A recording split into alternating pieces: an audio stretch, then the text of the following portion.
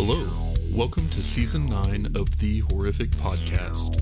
We're two friends who live in different places but share a love for scary movies. The theme of this season is 100 Years of Horror. We're going to watch two horror movies from every decade, from 1920 to 2020, in chronological order. We want to see where horror came from, how it's changed, and maybe even make some predictions about where it's going. If you want to see the full list of movies we'll be reviewing this season and follow along, then check out our website at thehorrific.com. Thanks for joining us, and we hope you enjoy the episode. Hello, and welcome to the inaugural episode of Season 9 of The Horrific Podcast. 100 years of horror movies is what we're doing. That's a century for all you people who don't understand English. But isn't century also an English word? Is century 100 years? I don't even know that. Fair. But yeah, this season our theme is 100 Years of Horror, and we will be doing two movies from each decade, from the 1920s to the 2020s, and going in chronological order and looking at how these horror movies have evolved over time. And I'm really excited to do that. Because we've kind of done scattershot through all of the previous seasons, and now like really paying attention to, all of the horror movie sort of tropes and things that are tried and true, and figuring out where they come from and how they started to get mixed in over time and all of that. I'm really intrigued and excited. Yeah. I mean, that's what we were kind of talking about when we decided to do that this season, was we want to try to understand horror movies. We are attracted to them. We like watching them. We, like talking about them. But we want to try to understand the aspect of horror and what makes, horror, which we probably won't discuss a lot through this season as far as, trying to define that. But it's just trying to our understanding. We want to see where it comes from. Also, we started in the 20s because we decided to, and that's that. Yes. That's also around the time that you can actually find copies of horror movies that were made, even though some of them attempted to be destroyed and somehow survived. But that's more of a next week thing. This week we were talking about The Cabinet of Dr. Caligari, which was debuted in 1920. And thinking about 100 Years of Horror, just 100 as a number didn't really sink in for me. Like, I kind of have to think when it comes to history more in terms of like landmarks. And I guess what really caught my attention or put it in perspective for me on this one is The Cabinet of Dr. Caligari is older than Nazis. That's crazy to think about. Right? Yeah. Because it takes place in it's a German movie. And I was reading about it in how, this was like post World War I, so World War II hadn't happened yet. Mm-hmm. And it's just interesting to think about Germany as like a place where Adolf Hitler was not part of its history. Mm-hmm. You know what I mean? Yeah. Yeah. Where they didn't have that mark on them. Yeah. That's crazy to think about. 100 years of that. Yeah. And I read a lot of stuff on this one about how, people have tried to read themes into it. Like, almost like, well, they did all kind of seem like they were really into authority, right? And stuff, and I'm just like, you are like reading so much into this based on things that happened in the future. You don't get credit for that. But yeah, anyway. That's a very good point. Yeah, but it's also just interesting, like how much film has changed, how much society has changed. To think that only 100 years ago, people still lived kind of the way they did in this movie, which is just mind blowing to me. So yeah, I mean, just thinking also like, within 100 years, seeing how far film has come. Yeah. It's just like, it blew my mind when watching both of the 1920s movies. I'm sure it will until probably the 50s or 60s, but it just blows my mind. It's like, gosh, it's so crazy. That's where it's come from. Like, you see like little things that the actors are doing that you still kind of see today, and it's just like, gosh, it's nuts to think about that. Some of the overacting that gets done is still happening today. Yeah. Some things never change. Mm-hmm. But yeah, I'll go ahead and introduce this one, and then you can do your fun facts, and then we can get into the details. Sounds good. In 1920, Decla Film exposed the world to The Cabinet of Dr. Caligari, a German horror film that is often called the first true horror film, and was also one of the first films allowed to be exported to an international audience out of Germany after World War I. Though accounts differ regarding how audiences and critics originally reacted to this film, it has gained a cult following and is now generally regarded as an extremely important work in the history of horror movies. It can currently be streamed for free for Prime members on Amazon Prime Video. Very nice. I had the music that plays in the background when you talk playing in my head. Oh, yeah. So that was perfect. Yeah, you're welcome. Dun, dun. It's a very good one. So you've kind of taken a few of my facts. It's okay this week because I'm in a good mood. Dodged a bullet. No. So I had the fact on there that you talk about being exported out. It actually took 6 weeks. I'm saying this fact because I just find it interesting. It took 6 weeks to write the script for this film.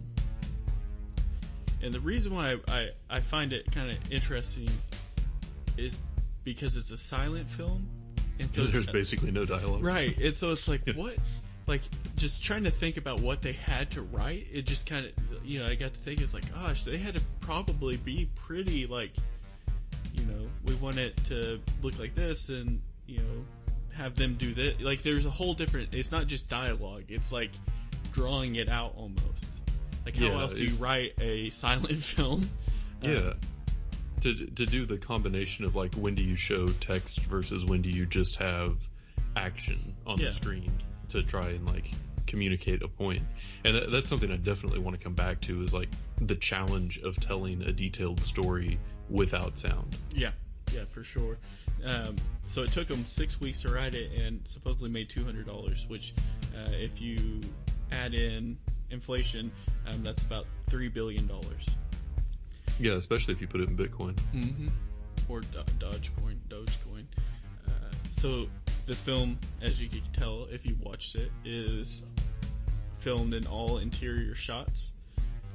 This was done because they decided to, but also because of the way it was filmed. So this is like a, at the time, experimental type recording or film with the different backgrounds and all that, which we'll definitely get into for sure.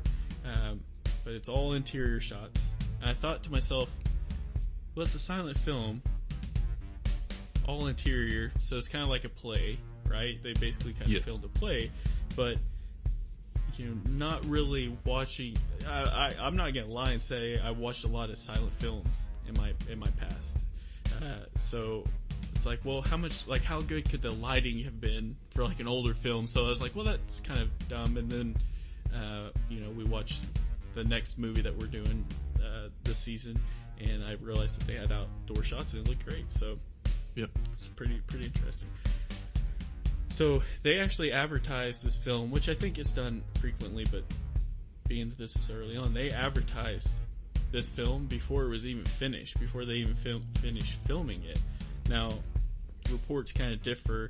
Supposedly, the premiere was pretty successful. It actually showed for a full month from the initial showing, from what I was reading. It premiered, though, in the U.S. May 7th, 1921, but was forced to pull due to protesters who feared unemployment from the import of German films to America. So they feared the unemployment of, I guess, actors from films, actors and people, and directors and all that, because of people who came from Germany. So that's just to go to show that they're taking our jobs as like a common thing. As old as the country itself. As old as, yes, 100%. So I think that'll be the facts that we kind of keep for this little section. I'll probably throw in a couple as the story unfolds. All right, then. I wish you could have seen my hands because I literally unfolded when I said that. We see how hard that was to do without video. Now just think if we had to do this whole podcast without audio. We should put out the first silent film or silent podcast. The first silent podcast. Yeah. Video only. Yeah. Yeah. No, there were a lot of things about this movie. You touched on it a bit about it feeling kind of like a play. Mm-hmm.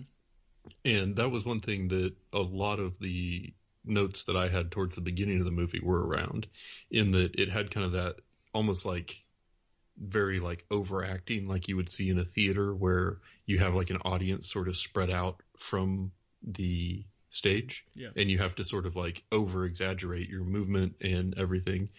And it kind of makes sense, you know, in a silent movie, everything is visual, and it wasn't like it was super HD detail, you know, to where you could see, you know, the small movements in an actor's face or something.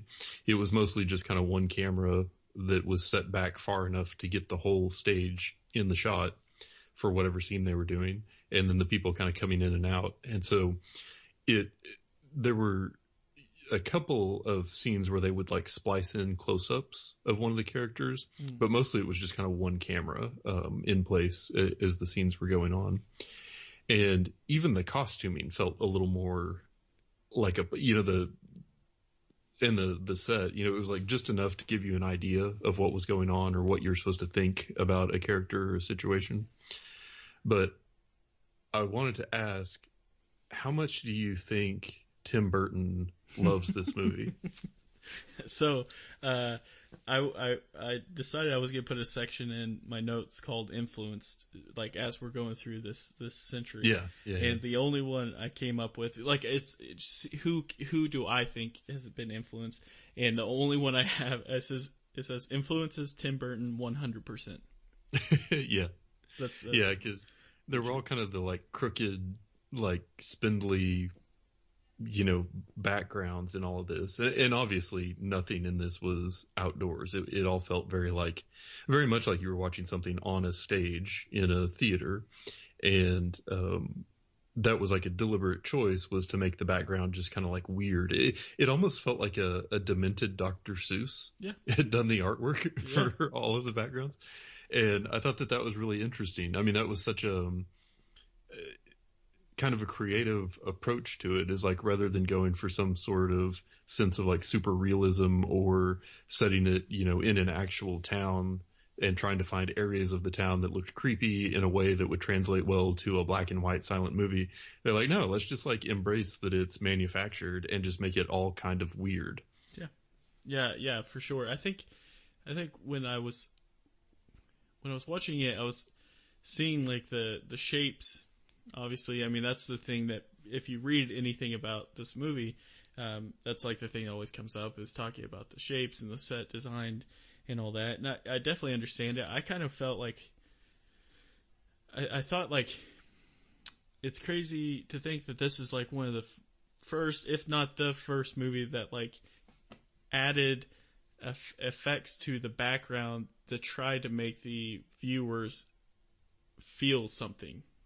Mm-hmm. And the reason why I say that is because watching this, like, there's a sense of like where you're uncomfortable or uneasy, and it may just be me and my ADD or OCD or whatever they are, but like you just see like the backgrounds are kind of all crooked, and it just kind of messes with you. And I had like this weird like uneasy feeling through a lot of it, and it's like, you know, I don't know if that's 100% what they were trying to accomplish, but it worked. Like, trying to tell a, you know, quote unquote horror story with that background, it already sets the stage for, you know, what's to come. And it's like that was a really smart, if it was a mistake, leave it, you know, but that was a really smart move because it was mission accomplished, you know.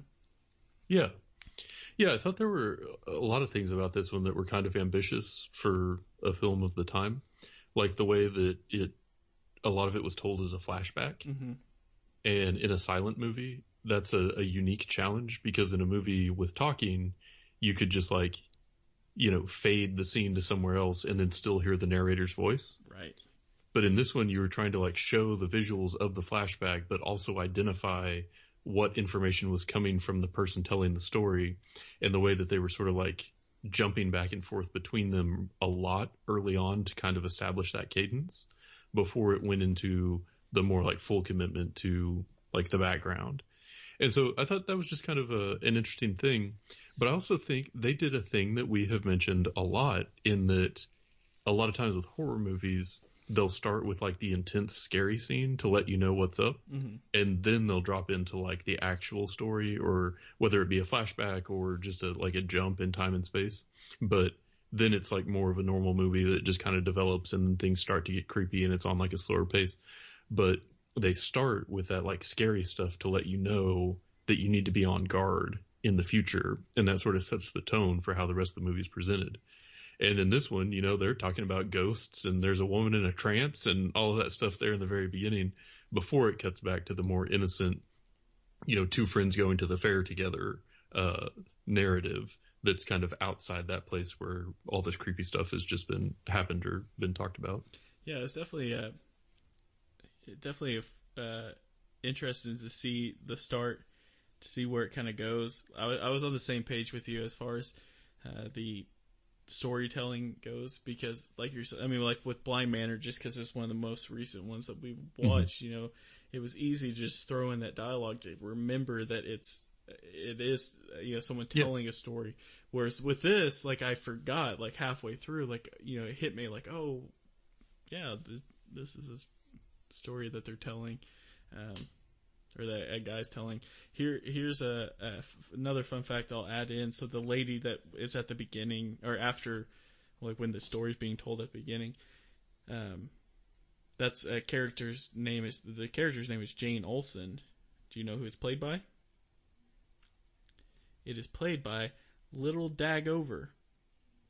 Lil Dagover. Oh, yeah. Lil space Dagover. And it's like, that's the first, not only is this one of the first horror movies / sci-fi movies out there. Yeah. This is the first time that a rapper has been in a film. Lil Dag. Lil Dagover. I loved it. Yeah. An aspiring star, I'm sure. Mm-hmm. But so yeah, with this movie though, so you mentioned like in the beginning about it, when you read about this movie, you do read a lot about the people were talking about the war-torn Germany and what it was dealing with, and is it a reflection of the events that took place with World War I? Which, like, part of me can kind of see, like, I kind of understand it, because you have, the authority telling the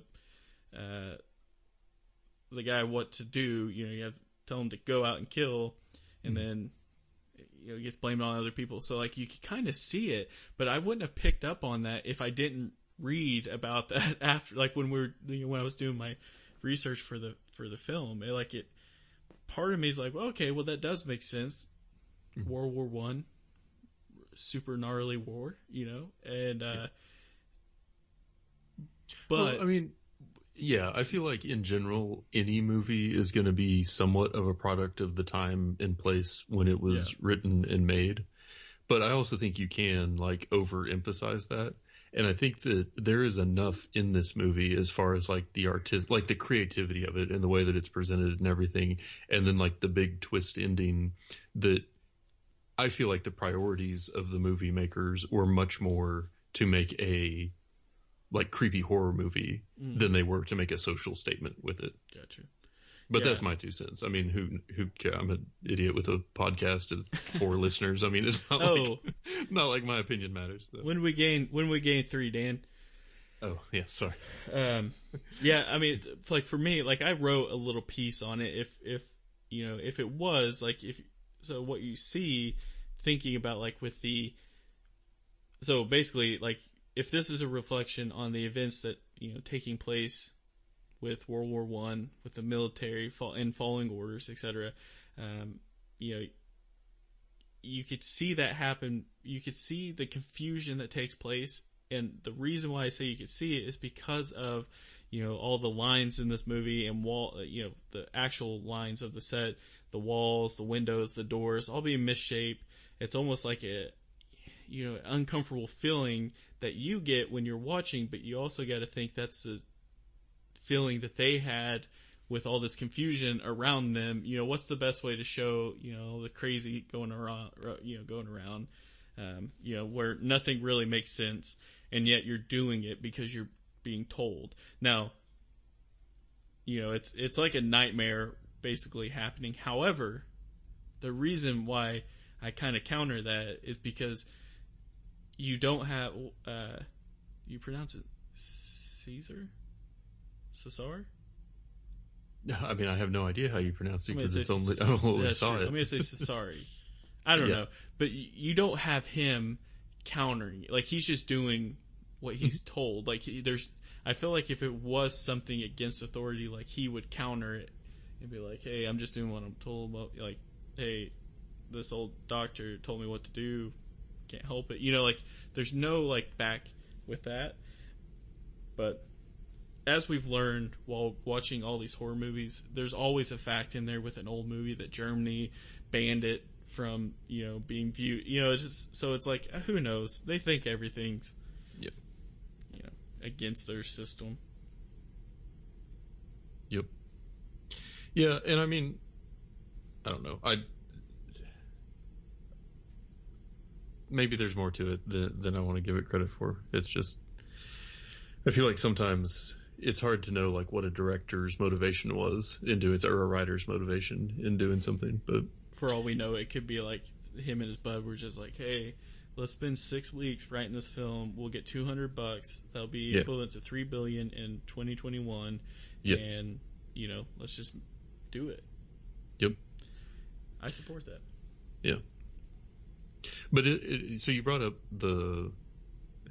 I don't know if you'd call him like the monster or whatever, but the general idea of the story is that you have these two friends that are going to a fair, and they have like a mutual love interest, and then there is a creepy guy named Dr. Caligari who applies to have a booth at the fair, and he has a somnambulist who is under like his control that like lives in a box, and his shtick is he says that the Cesare only wakes up, or that he's been sleeping for 25 years and he's just about to wake, and that he knows all secrets, and you can ask him to look into your future. And then he like tells one guy that he's going to die, and then the strange murders start, and you kind of find out that the creature or person or whatever you want to call him has been out, killing people basically wherever Dr. Caligari goes.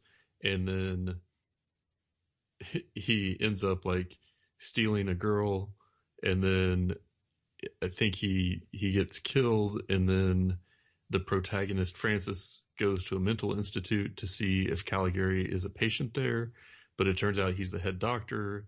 And then you find out that more about like somnambulism being Dr. Caligari's area of study. So you're like, all right, he's on to him, and he finds a book about a Dr. Caligari. And then it gets really weird, and they showed like a bunch of like case file notes that I couldn't read because it was too small on the screen. Yep. And then all of a sudden you have this flashback where like Cesare first came to the institution, and Caligari gets really excited about it.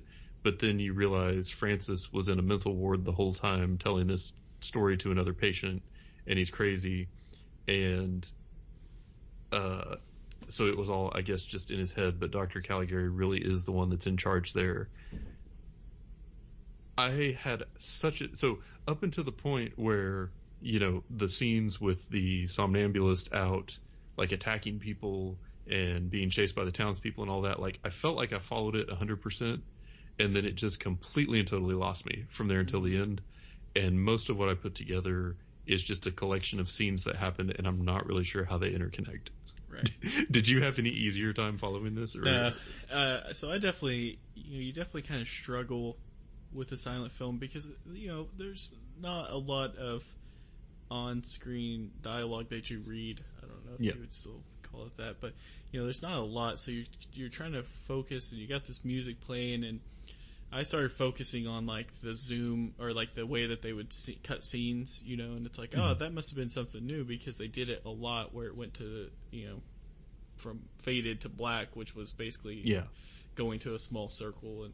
And Yeah, I mean, it was definitely kind of the same thing. I thought, I try to think, like, how, or why is this considered, horror film? And you got the content, just thinking, like, okay, well, this guy's killing people. Like, that's sketchy in the small town. Looks super creepy, like, with the eyes, like the Cesare. Like, he looks, I mean, it freaked me out, honestly, because the whole eyes thing, Yeah. But, I think in this case, not saying that this isn't a good movie. I mean, we're obviously talking about 100 years later, but I wondered how much did it help the fact that this was like the first of its kind. There wasn't something that they've seen like this before. Like, whereas, like, we can say, oh yeah, Tim Burton was influenced by this, even though Tim Burton's on horror, we could see that they had nothing to like as far as they knew from the American side, some crazy Germans are making a crazy film. It's super creepy. So I wondered if it was like a experience thing. They had never experienced something like that before, which I think may have helped. Yeah, like the novelty of it, I'm sure, was like a huge deal. And because this was, 12 years before Frankenstein? Mm-hmm. And I remember looking at the monster and thinking, like, oh, they kind of ripped off Frankenstein. I was like, wait, no, the other way around. Yeah. From the visuals, For sure. But I really liked it. And I thought there were some really interesting scenes, like good, scenes from the horror perspective. Like that one where he's walking up on the guy, or there's the guy in bed, and you see the shadow of a large man coming over and, like, stabbing him with a knife. Like, but you see the shadow of it all. I thought that was kind of cool, the way they pulled that off. And I feel like that's a thing that's been repeated a billion times in horror. And just the way that it moves slowly and kind of builds that anticipation, I think, is just kind of a tried and true way of making a scene intense. And then that scene where I keep calling him the monster, even though I guess that's not right, but the way he's creeping up on the girl while she's sleeping, and he has the knife, and then but he doesn't end up stabbing her. They end up fighting, and then he carries her off. Like, that whole sequence was pretty, for the time, like, intense horror. It's like, could you imagine, you're just laying in bed and all of a sudden this giant creature comes and carries you away? It's scary. Yeah, and I think they kind of set the stage when you first meet Cesare, because like that scene where you meet him, like where it opens up and like he's just sitting there, his eyes open, and he has like this almost like a concerned look on his face. It's not like it's a mean look. Yeah. It's just like this weird concerned look that he has. His eyes are kind of squinted in a way, and he has a real black paint under his eyes, and it's just like, that's what set, that was my favorite scene, because like it legit gave me some chills. It zooms in on his face, kind of, and it's just him sitting. It's like, gosh, it's an intense shot, just I don't know. Well, and I think that's one of the big things that have staying power from these early, like, silent movies, is just the striking visuals that I feel like work super well for horror. Yeah. Because had you had that in color and HD with, like, the level of special effects and makeup and things they had available at the time, it probably would have looked ridiculous and kind of stupid. Oh, yeah. But with it being in that, like, grainy black and white, it's just such like a good kind of haunting, eerie image that it really does kind of have like a staying power, I think. Yeah. And I think that's a thing that will, I mean, if you think about like the face of Frankenstein's monster or Bela Lugosi's Dracula or any of those things, it's from that era. It's like, yeah, this is what we want as horror fans. Absolutely. Yeah. I mean, and just tying into like the things that the way that they filmed them, because you talked about the shadow with the knife, which like you said, been done a billion times now. But like they also use the shadow for like when like the doctor's standing there and he has like, it's like one of the more iconic scenes, but like he has his hand kind of like sticking out, that's like, sticking out, and you just see the shadow of him behind him. Like the shadow work that they did was just like that's a smart idea, considering like it adds to the horror of what's going on. Like you see the guy, but it's even bigger and almost menacing because you see him behind. That's like a bigger, the force behind him, I guess. Yeah.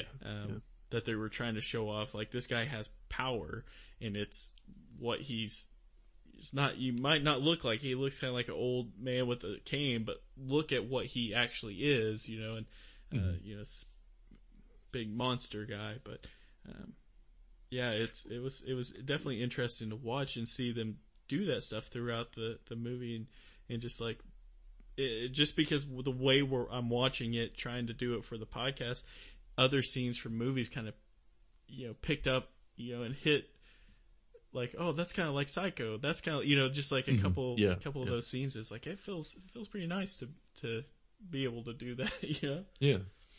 Yeah, for sure. And I guess the only other thing I had was just with the ending. It had that kind of classic old school black and white silent movie ending, where it's just like, and we're done, bye. There's no like wrap up. There's no real credits at the end or anything. It's just like, and the story's done.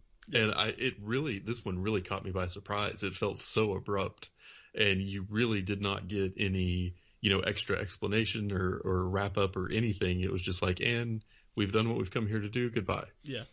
And in a way, I kind of like that, just because I feel like we feel sort of entitled to getting our hand held at the end of most things. And this one had like the big twist, and then it just didn't even try to explain it. It was just like, that's the end of the movie. Yeah. Stories told. Yeah. The last thing I have for this is it made me kind of think and kind of wish like there were cameras back for like the old plays that you like, this is all, these were stage actors at this point. I would assume at some time in their life, that's where they started off, just early on. And it's like, I bet there was some pretty gnarly, like, underground plays that happened that this was probably influenced by, but they get the credit because they put it on film first, like they recorded it first. You can write the play, but that gets lost, it gets wet, you're ruined. But it's filmed, everyone's, and multiple millions and millions of people have seen this, and it's like, oh man, I wish I could have been on the underground play circuit of like Germany to see this stuff happen. Granted, the stuff that was too raunchy for film. For that time. Little Dagover's going to show a little bit of ankle today, so we better censor it. Yeah. Little Dagover's about to freestyle. Overall, with this film, man, I was happy with it. I mean, it was almost like a taste reset, like almost like trying to reset your taste buds. Like you're starting out with like no salt, no pepper, like just straight potatoes and disgusting. However, it does end up pretty sweet at the end. Yeah, for sure. I enjoyed it. I'm glad we did it. And one of my big takeaways was, how this one just ended real abrupt? And that's it for today's episode. If you've listened this far, then thank you, and we hope you've enjoyed it. We're always looking for new ideas, so if you have any questions, comments, or movie suggestions, please send us an email at thehorrificpod@gmail.com, or feel free to comment on or message our Facebook page. Just search for The Horrific Podcast. Thanks for listening.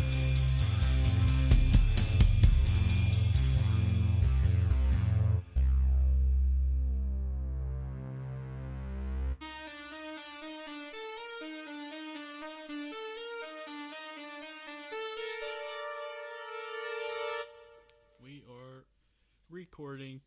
Prove it. Dr. Caligari. Casalgarganali. Calzone. I know Italian.